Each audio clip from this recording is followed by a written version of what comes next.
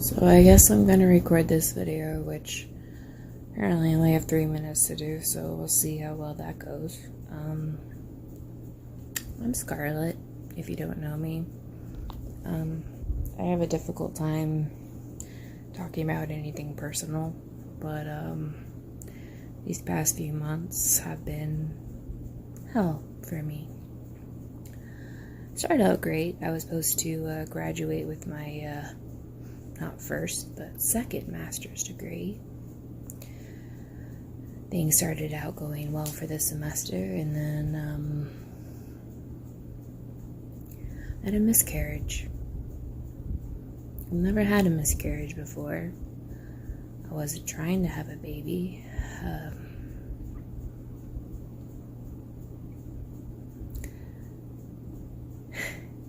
You know, when you go through these certain things, you don't really quite know what to do. But what I'm having trouble with now is I keep having flashbacks to that. I have nightmares about it. I can't get the blood out of my head. What do I do for that? They put me on some medication because I had a problem with functionality. Functionality is kind of important as a human being, I guess. And the only problem with that was it wouldn't allow me to cry. It wouldn't allow me to smile. I couldn't feel anything. I just felt like a zombie. So I stopped taking it. And also this entire time I realized that while I was being zombified by this medication, my heart was being consumed by darkness that was filled with anger. And I have been having really a lot of trouble with my anger. I don't really understand why. I don't understand any of this. I've had grief before, but this is different. And I'm about to come up on my 3 minutes, so I guess I'll end it here. Great timing, right? I guess if you want to know the rest, just watch the next video. Okay. So I guess this is part 2 of this video that I don't know why I'm doing, but for some reason I feel the need that I need to do. Alright, so if you saw my last video, you heard me talk about that I had a miscarriage and that I've been struggling with it and the anger and everything I feel about it and flashbacks and nightmares and all that fun, good stuff. But it's more than that. See, I'm more of a complicated case. I also have self-harming behaviors. And actually, I have a lot of diagnoses that I just don't feel like listing on here because I still have that fear that when people figure out, like when they find out what I'm actually diagnosed with, that they will think I'm crazy. I still have that fear, and that comes from when I was 16 and diagnosed with depression. I was so scared of people to find out that I had depression. I guess the fear still lives on, like, over a decade later. Here we are now. But, trying to move forward. Yeah, I stopped taking the meds that were making me a little bit of a zombie. And trying to heal and trying to deal with this anger that I just feel inside me that I have so much trouble with trying to handle. I lash out at the people I care about, the people I love. Not because I want to. They just want to help me. The only ones I don't lash out at are my fur babies. And for some reason, I don't I don't know why this happened. But kind of an interesting thing happened. I randomly decided to adopt a dog from my local shelter. Not that I needed another dog. I have 2 dogs. I have a cat. I have 2 turtles. I have plenty of fur babies.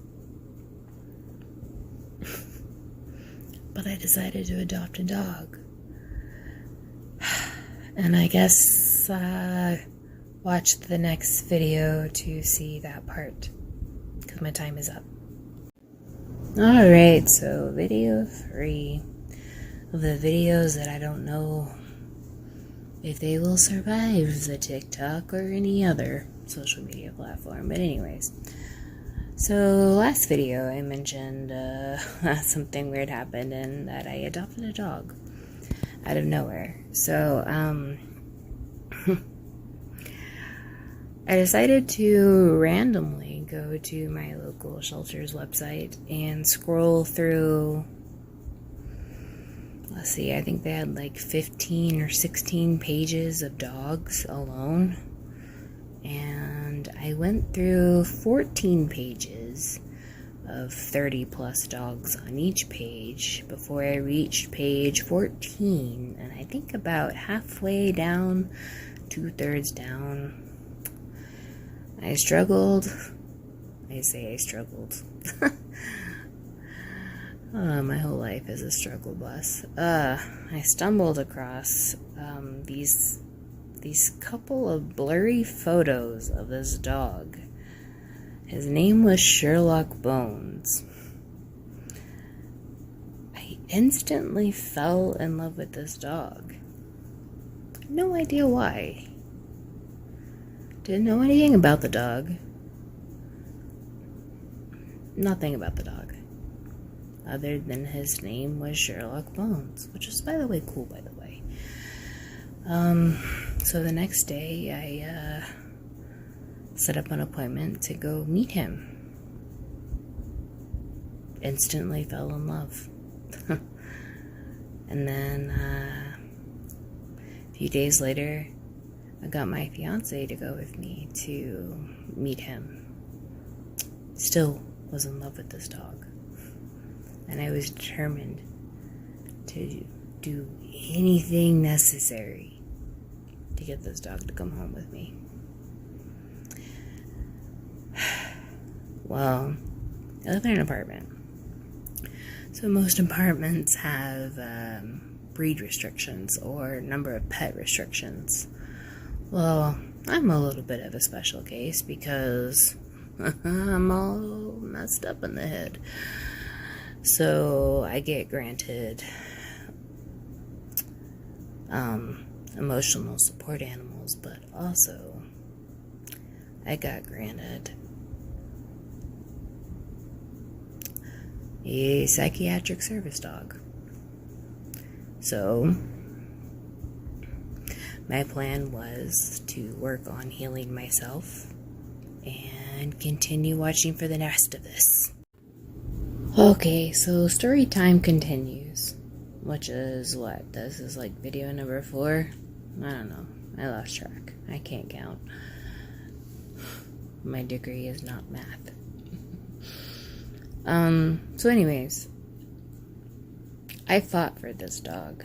So, originally, the apartment complex was gonna deny me the ability to adopt this dog.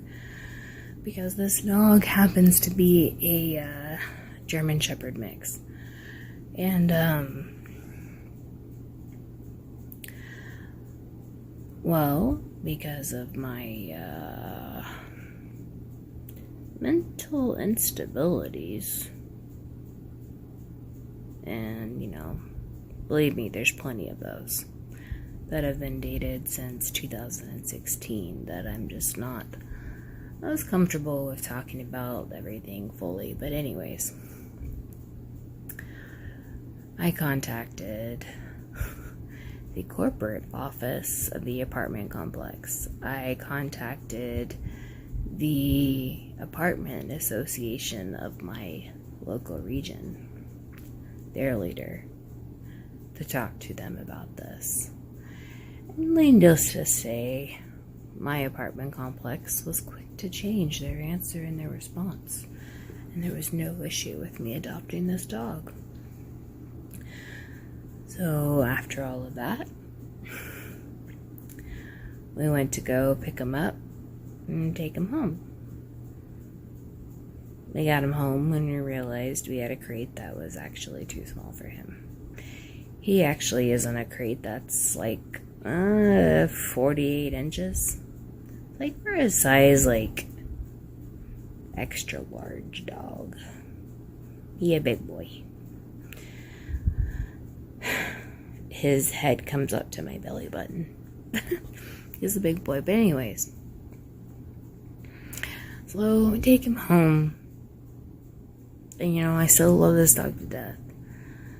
But then it comes out that, unfortunately, his previous owners, I don't think they did what they needed to do for him. And he has some behavioral issues that have come out. I guess just watch the next video if you want to learn about that. Because, damn, these 3 minutes go by quick. Jesus Christ. Okay, so back to story time. If you're still here, thank you. Or if you're just joining us, you have a lot to catch up on. But anyways, so we adopted this dog, and of course he had some behavioral issues. He has an issue with play biting, okay? Normally, dogs grow out of that between the ages of 6 to 8 months. If they don't grow out of it, something happened. We believe that his play biting was encouraged. He wasn't properly socialized, and we don't believe he ever had any toys. That they just gave him like bones to chew on, which I mean is nice as a treat, but it's not a toy. So we have spoiled him rotten with a bunch of different kinds of toys.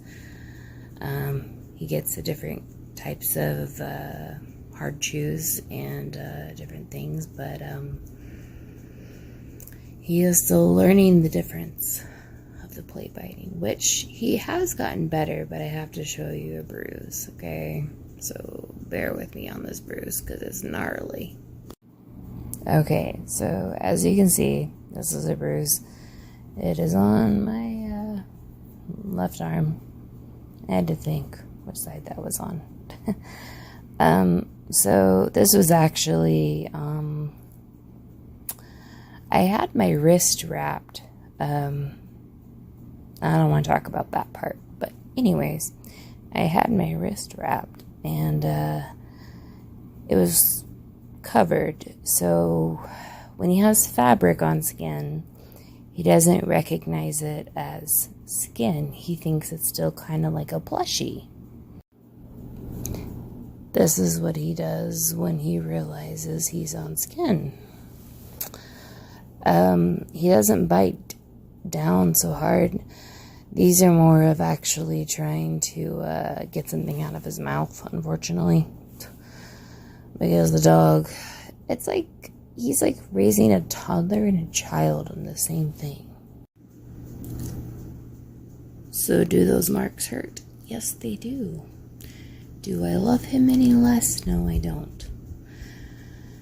He doesn't mean it. He doesn't know any better. And that's why we're getting special training, so that we can help him have a wonderful life with us, because I love him no matter what.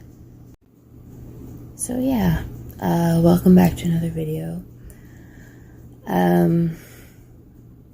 They're really weird about showing people the marks that Sherlock has given me, because people get really weird with that, especially like if it's like with certain breeds. Like, oh my gosh, pit bulls get it the worst, and those things are like the most happiest little smiley little wiggle butt things ever. I love pitties. But, no, like, Sherlock, we have a special bond and a special understanding. Sometimes, though, just like with, I guess, toddlers and teenagers, is they have a stubborn thing. They have this thing where they want to do what they want to do. And sometimes they do things that hurt you unintentionally. It also doesn't help that he is like, he's like probably about 95 pounds now.